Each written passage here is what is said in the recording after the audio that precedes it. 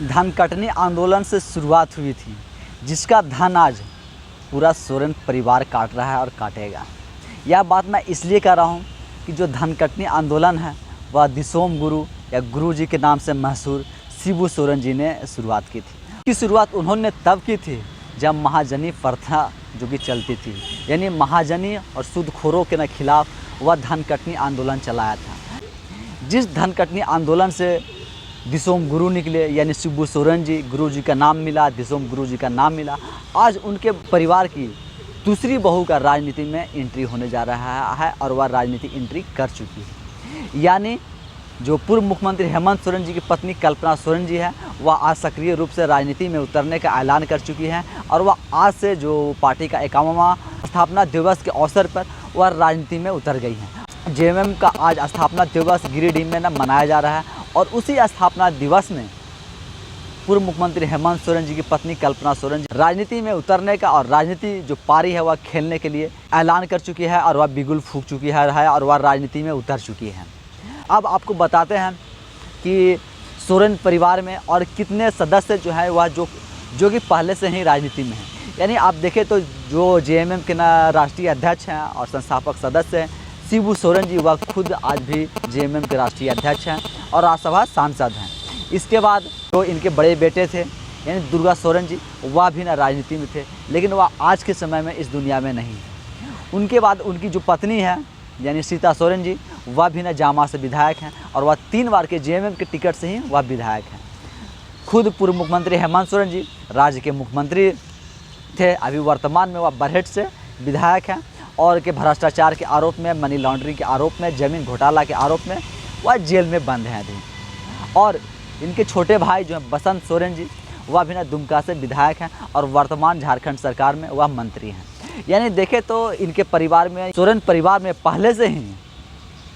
4 सदस्य जो हैं वह 4 परिवार जो हैं वह राजनीति में हैं। सिर्फ राजनीति में नहीं हैं,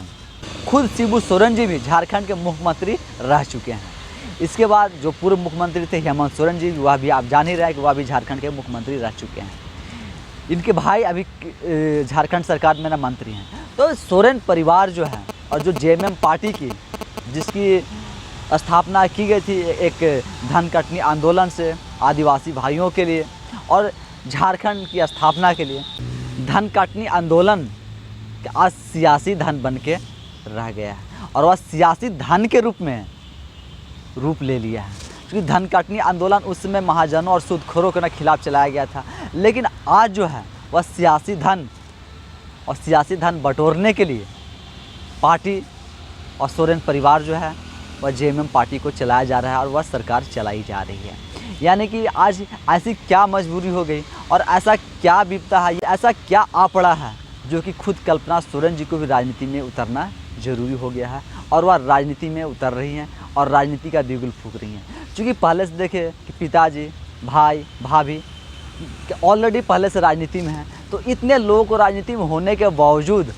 आज कल्पना सोरेन जी को राजनीति में उतरना पड़ रहा है और वह भी राजनीति बिगुल फूंक चुकी हैं और राजनीति सक्रिय तौर से और वह राजनीति करने के लिए और राजनीति में उतर गई हैं। तो जिनके पति के ऊपर भ्रष्टाचार के आरोप लगे हुए हैं, मनी लॉन्ड्रिंग के आरोप लगे हुए हैं, ज़मीन घोटाला के आरोप लगे हुए हैं,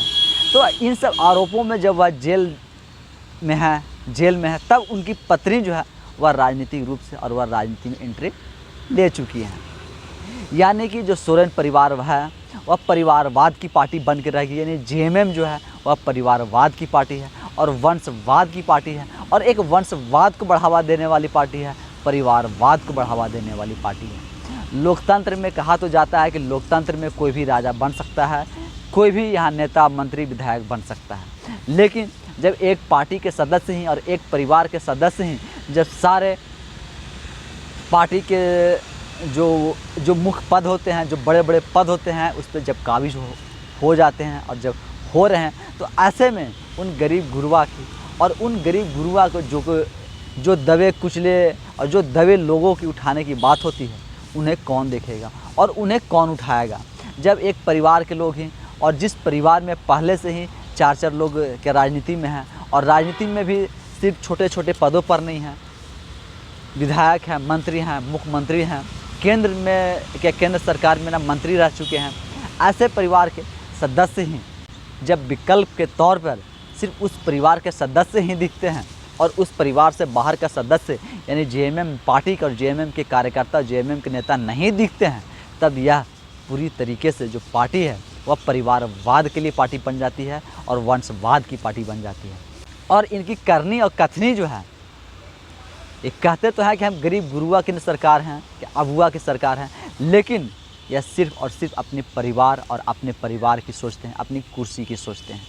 क्योंकि जिस परिवार में पहले से ही बहू, बेटा, खुद पिताजी राजनीति में हैं, उसके बावजूद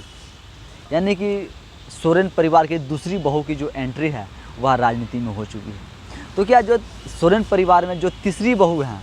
यानी हेमलता सोरेन जी, क्या उनका भी राजनीति में एंट्री होगा? जिस तरह से ना कल्पना मुर्मू सोरेन जी का एंट्री हो चुका है, क्या वैसे ही आने वाले समय में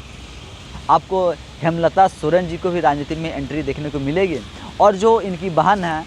शिबू सोरेन जी की बेटी और सोरेन परिवार की बेटी अंजलि सोरेन जी, क्या इनका भी राजनीति में एंट्री होगा? क्या इन्हें भी हम लोग आने वाले समय में राजनीति में देखेंगे?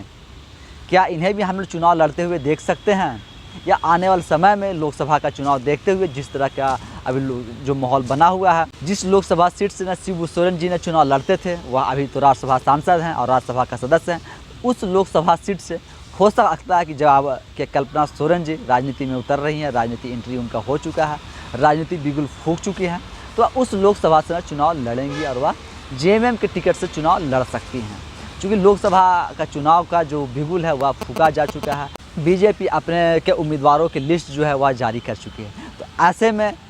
जेएमएम द्वारा भी हो सकता है कल्पना सोरेन जी को लोकसभा का चुनाव लड़वाया जाए। या जिस गांधी विधानसभा का सीट खाली करवाया गया था, यानी जब पूर्व मुख्यमंत्री हेमंत सोरेन जी के ऊपर जो गिरफ्तारी की तलवार लटक रही थी, जब गिरफ्तारी की बात चल रही थी, जब इन पे ईडी की पूछताछ चल रही थी, ईडी का सम्मान जो आ रहा था, तो उस समय ही इन्होंने गांधी विधानसभा का सीट जो है वह कल्पना मुर्मू सोरेन जी के लिए खाली करवाया गया था कि पूर्व मुख्यमंत्री हेमंत सोरेन जी की गिरफ्तारी में और उनकी अनुपस्थिति में कल्पना मुर्मू सोरेन जी को झारखंड का मुख्यमंत्री बनाया जा सकता है। लेकिन वहाँ पे ना उपचुनाव का खतरा देखते हुए कि उपचुनाव ना होने का खतरा देखते हुए कल्पना सोरेन जी को के मुख्यमंत्री नहीं बनाया गया। आप इससे पहले देखे होंगे कि जब विधायक दल की जब बैठक हुई थी, जब पूर्व मुख्यमंत्री हेमंत सोरेन जी जब बाहर थे, जब ईडी से पूछताछ से पहले जब विधायक दल की बैठक हुई थी, तो उस विधायक दल के बैठक में ना कल्पना सोरेन जी भी उपस्थित हुई थी और शामिल हुई थी। और इसी मंशे के साथ में शामिल करवाया गया था, क्योंकि विधायक दल में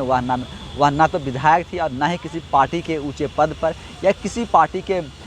के ना किसी पद पर वह थी, फिर भी वह विधायक दल के बैठक में शामिल होती हैं और वह भाग लेती हैं। तो इससे पहले ही अंदाज़ा लग चुका था कि जो झारखंड में पूर्व मुख्यमंत्री हेमंत सोरेन की जगह पर कल्पना सोरेन जी को झारखंड का मुख्यमंत्री बनाया जाना था। लेकिन उपचुनाव की खतरा को देखते हुए इन लोगों को लगा शायद उपचुनाव ना हो, तो ऐसे में अगर कल्पना मुर्मू सोरेन जी को झारखंड का मुख्यमंत्री बनाया जाता तो 6 महीना के अंदर जो इन्हें विधानसभा का सदस्य बनना होता है, सदस्य के रूप में आपको मनोनीत होना होता है। क्योंकि अगर विधानसभा का चुनाव नहीं होते तो यह विधानसभा का सदस्य नहीं बन पाते, तो फिर से इन्हें इस्तीफा देना पड़ता और फिर 2-3 महीनों के लिए किसी दूसरे को मुख्यमंत्री बनाया जाता है। यह सब खतरा को देखते हुए कल्पना मुर्मू सोरेन जी को उस समय झारखंड का मुख्यमंत्री ना बना करके चंपई सोरेन जी को मुख्यमंत्री बनाया गया और वर्तमान में झारखंड के जो मुख्यमंत्री हैं वह चंपई सोरेन जी हैं। तो आने वाले समय में जैसा कि अभी पूर्व मुख्यमंत्री हेमंत सोरेन के ऊपर जो कार्रवाई हो रही है, जिस तरह से सबूत निकल कर आ रहे हैं, जिस तरह से ईडी सबूत जो बता रही, जो मीडिया में जो खबरें चल रही हैं उस खबरों के अनुसार अगर पूर्व मुख्यमंत्री हेमंत सोरेन जी के ऊपर कुछ सज़ा होता है या जो दोष उन पर लगाए गए हैं अगर सिद्ध होते हैं, तो वैसे में शायद अगला चुनाव वह ना लड़ पाएँ, उन्हें सज़ा हो जाए। तो यह सबको देखते हुए भी हेमंत सोरेन जी की जगह पर कल्पना मुर्मू सोरेन जी को जिस विधानसभा से हेमंत सोरेन जी ने चुनाव लड़ते आ रहे हैं और वह आज वर्तमान में जिस सीट से वह विधायक है, वहाँ से कल्पना मुर्मू सोरेन जी को चुनाव लड़वाया जा सकता है और वहाँ से वह विधायक बन करके और अगला जो 2024 में यानी 2024 में जो अगला विधानसभा का चुनाव होने हैं, इस विधानसभा में अगर जेएमएम गठबंधन सरकार की जैसा भी सरकार चल रहा है, अगर इन्हीं से गठबंधन को अगर बहुमत मिलती है तो आने वाले समय में आपको यह भी देखने को मिल सकता है चंपई सोरेन जी की जगह पे कल्पना मुर्मू सोरेन जी को झारखंड के मुख्यमंत्री के रूप में आप हम सब देख सकते हैं। यानी झारखंड की पहली महिला मुख्यमंत्री के रूप में हो सकता है कल्पना मुर्मू सोरेन जी हो सकती हैं। धनकटनी आंदोलन जो है वह आज सियासी धन बन गया है और सियासी धन के रूप में आज उसे भुनाया जा रहा है, रोपा जा रहा है और काटा जा रहा है। जो शिबू सोरेन जी जिन्हें दिशोम गुरु बोला गया, जिन्हें 10 दिशाओं का गुरु बोला गया, यानी गुरु जी के नाम से मशहूर प्रसिद्ध, आज उनके होते हुए जब इस तरह की घटनाएं घट रही हैं, उनके बेटे के ऊपर भ्रष्टाचार के आरोप लगे हुए हैं, भ्रष्टाचार के आरोप में जेल में हैं, उनकी एक बहू, 2 बहू, एक बेटे, 2 बेटे, जब इस तरह से सारी कर कर के जब राजनीति में उतर रही हैं और राजनीति कर रही हैं, तब वह क्या सोचते होंगे और उनको क्या लगता होगा। वैसे देखें तो न कल्पना मुर्मू सोरेन जी के ऐलान के बाद और वह अपने ससुर और शिबू सोरेन जी के आवास पर जा कर के उनसे आशीर्वाद लिया है। अपने मम्मी पापा से आशीर्वाद लेने के बाद वह राजनीति में और वह जिस तरह से पोस्ट कर रही हैं, पोस्ट पर जो लिखा गया है कि दिशोम गुरु जी से और गुरु जी से आशीर्वाद के बाद ही राजनीति में उतरने की उन्हें अनुमति है और राजनीति में वह आ रही हैं। तो क्या वाकई में जैसा पोस्ट किया जा रहा है, जैसा वह हाथ रख करके फ़ोटो पे जैसा आशीर्वाद दे रहे हैं, तो क्या कल्पना मुर्मू सोरेन जी को राजनीति में आना दिशोम गुरु जी का आदेश है या दिशोम गुरु जी के मन से या दिशोम गुरु जी के आदेश पर कल्पना मुर्मू सोरेन जी राजनीति में आ रही हैं, या सब एक सिर्फ दिखावा है, बाकी रणनीति खुद ही बनाई जा रही है और खुद ही उस पर अमल किया जा रहा है। क्योंकि जो दिशोम गुरु जी, जो शिबू सोरेन जी धनकटनी आंदोलन को लेकर के इतना फेमस हुए, प्रसिद्धि मिली, आज हुआ जब सियासी धन देख रहे होंगे कि उनका परिवार जो है, सोरेन परिवार जो है, वह सियासी धन बन करके रह गया है। तो सोरेन परिवार की तीसरी बहू हेमलता सोरेन जी का भी राजनीति में एंट्री हो सकता है। जब 2 बहुएं आ गई हैं तो हो सकता है तीसरी बहुएं भी आ जाए और 2 बेटे पहले से यहाँ आ चुके हैं। वैसे देखें तो वो इनके तीनों बेटे पहले ही राजनीति में आ चुके थे। एक इस दुनिया में नहीं है, 2 हैं, तो दोनों अभी के समय में ना विधायक और मंत्री हैं, एक पूर्व मुख्यमंत्री हैं। दोनों बहुएं,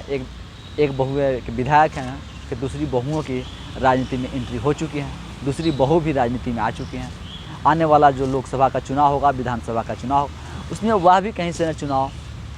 लड़ेंगी और पार्टी द्वारा उम्मीदवार बनाया जाएगा। धनकटनी आंदोलन से जो प्रसिद्धि मिली, उसे आज सियासी धन बनाने भुनाने में कोई कसर नहीं छोड़ा जा रहा है। और जेएमएम पार्टी जो कि झारखंड के लिए बनी थी, झारखंड आंदोलन के लिए, आज वह पार्टी वंशवाद, परिवारवाद की पार्टी बन करके रह गई है। और वंशवाद को बढ़ावा देना, परिवारवाद को बढ़ावा देना ही उस पार्टी की एक मेन मकसद के रूप में अब रह गया है।